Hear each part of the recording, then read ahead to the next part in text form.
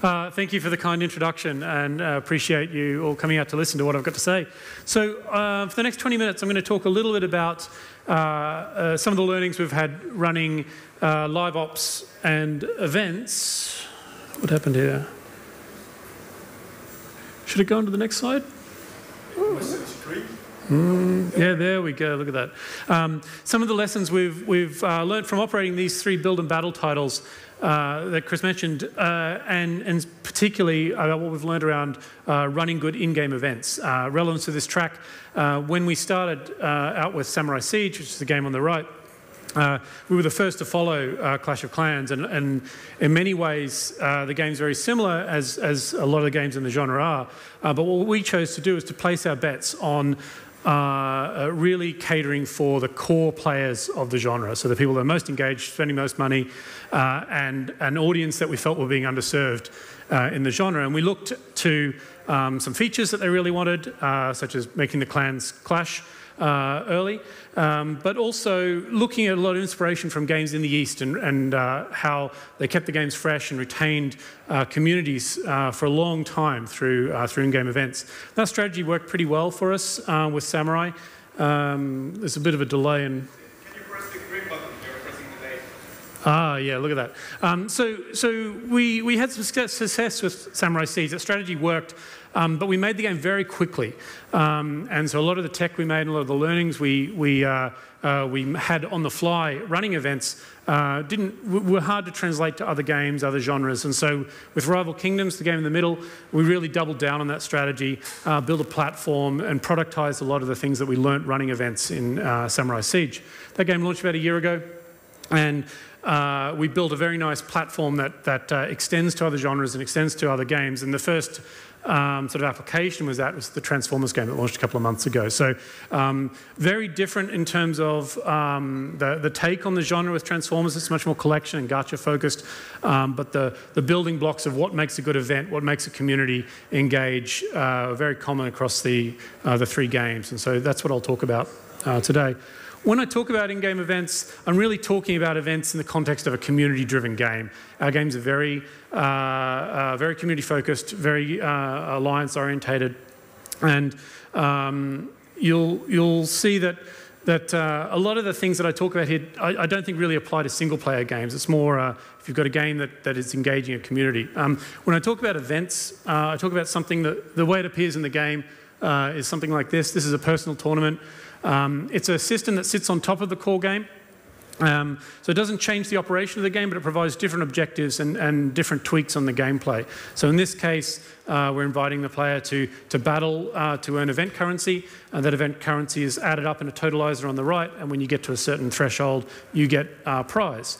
And that content is only available for a limited time, in this case 1 day. And we run these events every week rather, in each of the games. We heavily merchandise the events, so we make it very clear that this game is about engaging the events after a certain point. And this is an example of how an alliance type event might appear. So similar format, you battle to get event currency. That event currency goes against your alliance's total. There are prizes that everyone in the alliance enjoys.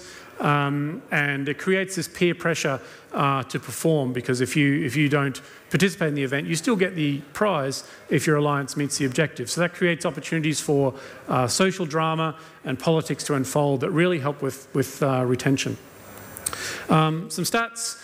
Over the last 12 months, half of our revenue in Samurai Siege has come from events. That orange line down the bottom is what we expect our baseline revenue to have been in the game, just from the core systems of the game, but for events. And the blue spiky line there is the actual revenue daily for Samurai Siege over 12 months. Each of those spikes corresponds to a weekend event. In Rival Kingdoms, around a third of our revenue is coming from events over the last 6 months.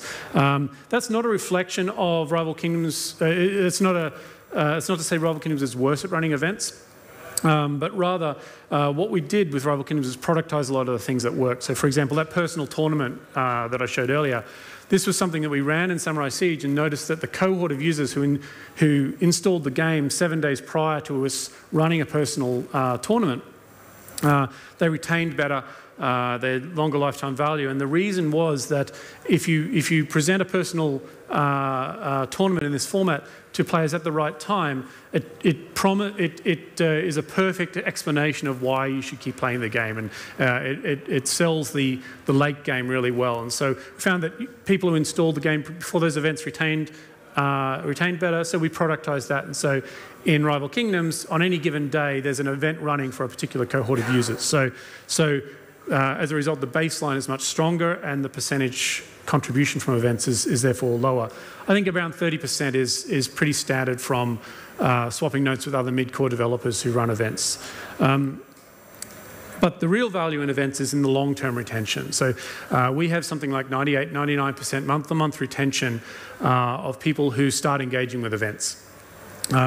Reason being, there's just so much more excitement around the game. Every week it's different, and there's a reason to play, even though you might have all the content or feel like you've got enough of the content to keep you happy. There's always something new and a new reason to play. And so we see that really pay off in really solid foundation of core players who retain very well. When you zoom in on that graph, you'll see there that the baseline revenue in orange, that's what the game should make if we weren't running events. This becomes very predictable after 3 years. The blue area above the curve is the revenue that we attribute to events. But after every event, there's a little bit of a hangover. So for a few days after we run an event, we make less money than we would have if we hadn't run the event. And so understanding the cannibalization effect and the sales conditioning effect of your events is really important. One of the reasons for that is people have a limited budget. And so you're going to spend a certain amount each week. And if the game's more exciting during an event, as it should be, on weekends, then the share of wallet's going to move there. But also you see impacts on the economy. When we run events, we inflate certain aspects of the economy, and that removes some of the pinch points. For example, if you play all weekend because it's a really compelling event, you'll stockpile a lot of gold, which means you're then less likely to buy gold during the week. So cannibalization is nothing to be scared of. A good event system will have cannibalization. It's just important to understand what it is and not get too carried away when you run an event and you double or quadruple revenue. You've got to understand the longer term impacts over a week and a month. Another trap that we fell into was content bloat. You'll see here, this is a high-level base in Samurai Siege, and a big part of that canvas is taken up with items that we have rewarded as part of an event. Permanent content that's always going to be in the game. There's a permanent tax that we pay every time we put out one of these prizes. And that hits your file size, footprint on the device, and performance ultimately. So they're very highly sought after, these trophies in Samurai Siege, but we pay a steep price whenever we give them away. One of the ways we combated that when we realised we were digging a hole for ourselves, giving away a lot of this permanent content, was to give away temporary items. So there's some tech in Samurai Siege that allows us to give away 7-day offensive troops, 14-day camps on defense, that kind of thing. Players loved it, and we were able to organise a content cadence that involved us giving away content that disappeared 7, 14, 30 days later. So we didn't have this permanent tax that we were paying. The problem was players loved it so much that we started selling them, and we built a store around them, and we gave lots and lots away. And before we realised it, our core players were min-maxing event participation because they realised that if they played the events correctly, they could stockpile these temporary items and therefore didn't need to spend on troop training or upgrading. And so we, without realising it, changed the core gameplay of Samurai Siege, and that was a real problem because it lowered the baseline economy of the game. And made us, it created an addiction on these kinds of, this kind of content. Now, we were able to build systems around that, but it was very, very easy to trip over your event design in a way that destroys your game if you're not paying attention. So we do lots of things like look at average balances per castle level. In this case, the blue line represents the average gold balance of castle level 17.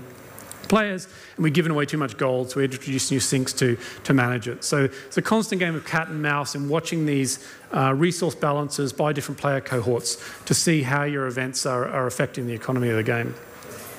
I won't talk too much about the team, just for in the interest of time. But we run very, very lean live ops teams. Samurai Siege is 4 people. Rival Kingdoms is 12. Half of them are in traditional product feature development, and 5 or 6 of them are in live ops. So we can do a lot with a small number of people. Generally, they tend to be generalists. And it's a great training ground for CS or marketing or community people to move into product. But only if we invest in the right tools and figure out the right content cadence for them, which is what I'll talk about. So Toolbox is the term that we use for the common set of tools that we use for live ops across all our games, and the treadmill is the concept of what type of content we produce to run the live events. The pillars that we settle on when designing these live ops systems, so in every event to have some bespoke graphics, to look distinctive. We can't get players to invest in these things if we don't pour the love in ourselves. So each event looks different, has custom art. There's a lot of time pressure around the events, both in terms of merchandising, the sales, and designing the events. We also wanted every event to feel fresh. Now, it doesn't mean we fundamentally change the gameplay of the game, the core gameplay. Small tweaks go a really long way, and I'll show you an example shortly. But we make sure that every event has some sort of social pressure to perform. We have some flexibility with different types. And ultimately, there needs to be a very strong competitive element to the events. It's not that the leaderboards are particularly attainable for most people, but there's an aspirational element to knowing that there's some content that you can only get by being in a great alliance and competing hard in the event. So people need to care about winning. So when we started our event system, our toolbox looked a bit like this. There was a series of features that we needed to stream content into the game. You cannot run a good event system if the content relies on a new update being pushed through the App Store or the Play Store. So it was very important that we stream the content in and then stream it out when it's no longer needed. We needed to abstract as many elements of the gameplay as possible into a content management system that could be tweaked by non-technical people. So the AI of the troops, the stats, as much as possible you abstract that from the game so we can make changes on the fly without a release. It's also very important to have scheduling tools in so that we could second people in for a week and say crunch out 4 to 6 weeks of event design, schedule it to go on at certain times, and then build a marketing plan around those. It's also important to have live authoring tools as well, so you can react to mistakes or that you've made in the event design or respond to something that's happening in the community. But scheduling was very important and very difficult to get right. And we had a few event formats, but really the Alliance Totalizer and the Personal Totalizer that I mentioned earlier were the main ones. These days, the toolbox looks much more complicated. We've got a lot of event types, a lot of different competition elements, and a greater variety of content, different gacha boxes, permanent items, temporary items, early access to content that's coming in the game. We give that away as prizes. One thing I will talk about briefly is the monetization vectors that events drive. So when we first started doing events, the monetization was really layered on top of the core systems of the game. So we just gave a reason to play more. And so that meant people played more continuously on the weekend, which meant they skipped their troop training, they bought energy, that kind of thing. One element that's now very important for us is selling event accelerants, is what I call them. So this idea that during the event, you're battling, you're getting currency that counts towards your alliance total.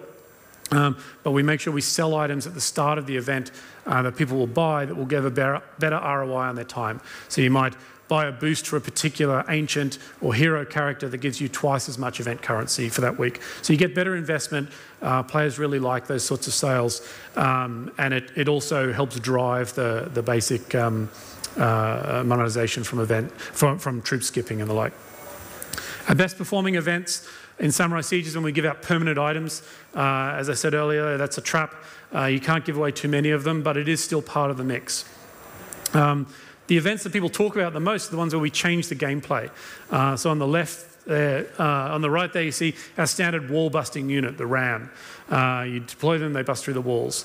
Our most popular event ever was the Grand Ram Slam, where we just changed the power of those troops, made them faster, made them more explosive. Obviously, this isn't sustainable as a regular unit, but for a weekend, it was great fun, and people still talked about it for years afterwards. So we bring these kinds of variations out pretty regularly. And we can do that because we invested, whenever we put content in the game or a new feature in the game, we make what we call Frankenstein troops. So you might make the RAM, but you put in the content layer all of the stats of that troop. So it's really easy to make a version of that RAM which is faster or more powerful. We also make it, in the content management system, possible for product managers or game masters to associate different spells and different powers, and also change the context of the troop. So it might be an offensive unit, but you can make it available for a weekend on defense, so attach it with or make it a hero troop, that kind of thing. And also some very rudimentary tools for non-technical people to change the way the troops look. So associating different VFX, changing the colors, that kind of thing. The event that makes the most money is when we give away permanent functional items. This is like the first hit of crack, the first time you give away exclusive content that makes your gameplay more powerful. It's very difficult to keep up that momentum, but every 4 to 6 months we'll run an event like this. It's not sustainable to give away the most powerful troop on the leaderboard, though, every week. You need to do it sparingly. It creates a lot of churn and burnout for people as they chase this content because they feel like they need that high-level dragon to be competitive in the game. If they miss out, it's a real problem. So we don't run these all the time, but it's an important part of the mix. Just to show how it all comes together, this is our Prismatic Mage Saga. This represented about 1 man-week's worth of work to deliver 4 weeks' worth of content. You see there on the left, this is our regular Essence Master. He's a high-level troop. It's got some chain lightning effect. In the content management system, the Game Master was able to change the color of that troop to red, give him the fireball power that was in the game from the dragon, and create a new troop called the Prismatic Mage. We then make a level 2 version of him who explodes using the Earthquake spell when he dies, and then the highest level version was an application of a freeze spell and a rain of fire spell. And so this is a very overpowered troop. That's the highest, which represents the highest level mage. All of this was done with just content changes. We then spread that content out over 4 weeks. In the first week, you could win a token to unlock the Prismatic Mage at the end of the 4-week cycle. In the second week, you can win another token to allow you to upgrade it. That token was only available on an Alliance Totalizer, so you need to work together as a team to get that. And you could also unlock temporary content, such as this Jade Dragon, who is a green recolor of the blue dragon who's in the game, and who we made more powerful. The saga culminates in the 3rd week when that really overpowered high-level version of the mage is only available to the top 50 alliances. And so you create this cycle where the alliances who want to chase this high-level content organise themselves in the first 2 weeks to bank up the temporary content that will make them more powerful in that 3rd week. And then in the 4th week, we have an engagement event. Usually this is a personal tournament, something that is not designed to make much money, but is designed to give players a break and to enjoy the content that they've worked for the previous few weeks. So this represents a typical cycle, which also correlates to our revenue graph. So it became, over a couple of years, these intensity levels that we associate with the events start to correlate to revenue in a way that becomes pretty predictable. And we use that format, the 1, 3, 2, 4 sort of cadence, intensity cadence, in all our games now. So this is an example of the most recent event in Rival Kingdoms, 5 reskins of different elements in the game to unlock a limited edition Ancient on the right. So that's 19 minutes down. Apologies for just sort of zipping through it, but hopefully that's useful. I'll just skip through my summaries, hopefully slow enough that Chris can take down all the notes and share them with you afterwards, and maybe open up for questions for the last 42 seconds of my 20-minute talk. Sorry, I thought you were just getting to... Yeah, cool. You completely threw me there. Thank you very much. That was brilliant. There's loads of insight there. So, do we have a question for Simon? We do. Look, there's straight away out there. Yeah. There's a gentleman in a... I assume that's an Angry Birds employee, or maybe not. Or a big fan. Or just a big fan. Both. Both. Oh, very good. Look at that. That's your bonus coming this year. Yeah, my boss is right over there. Yeah. Do you plan your monetization or your target revenues based on your events? Let's say, I want to make this amount of money this quarter, and it's coming from this and that event. We resist the temptation to do that every single month. So it's a natural, especially in Samurai Siege, where we have 3 years of data now, and it's very predictable. We try to resist the temptation to set revenue targets for these events, because ultimately that skews the incentives of the game masters and the game team. What we want is for the game, fundamentally what we want is long-term retention. We want a degree of predictability, which is good, and so we try not to set these targets. Inevitably it happens. So, for example, these games are fueling the R&D for the rest of the studio. So it is important that we can predict and bank on the revenue, but we try not to set targets. What we do is set the burnout cadence. So we don't want it to affect retention. We don't want it to disrupt the economy. And so it's more important that the events are predictable than that they hit certain targets. Having said that, Samurai Siege has been flat for the last 12 months because the team sort of imposes that on themselves. So it's not something that we mandate, but it just naturally happens over time. But yeah, it can be difficult to, as a game master, to balance that up, right? Because if you have a target to hit $1 million this month, it will encourage you to make more short-term decisions. And we really want people, especially in Samurai Siege, to play a long game, because we've got a core group of players that are really retentive. One final last question, quickly. Yeah. Do you use the same CMS across the board, or the tools are specific for each game? They are branched for each game. I spent 7 years at Skype and then several years at Playfish unbundling shared tech services, because it's really the antithesis of rapid innovation and testing. So we want each game team to have an isolated tech stack, but we encourage the teams to talk. And so generally, we don't set things like game-specific bonuses for teams, anything like that. So if you're making a feature on Rival Kingdoms, as a general rule, you will consult with the other game teams, and if taking another 30% of development time on that feature allows that feature to be easily ported to other games, then generally people will do it. But we don't mandate it, because we want each game team to own their P&L and own their game, rather than be dependent on other teams to deliver tech. But generally, it's pretty consistent, though. Okay, I'm going to have to close it down there, but I'm sure Simon's available for chats after. He's an amazing guy. He shares a lot of information, which I always like. So thank you very much to Simon for all that.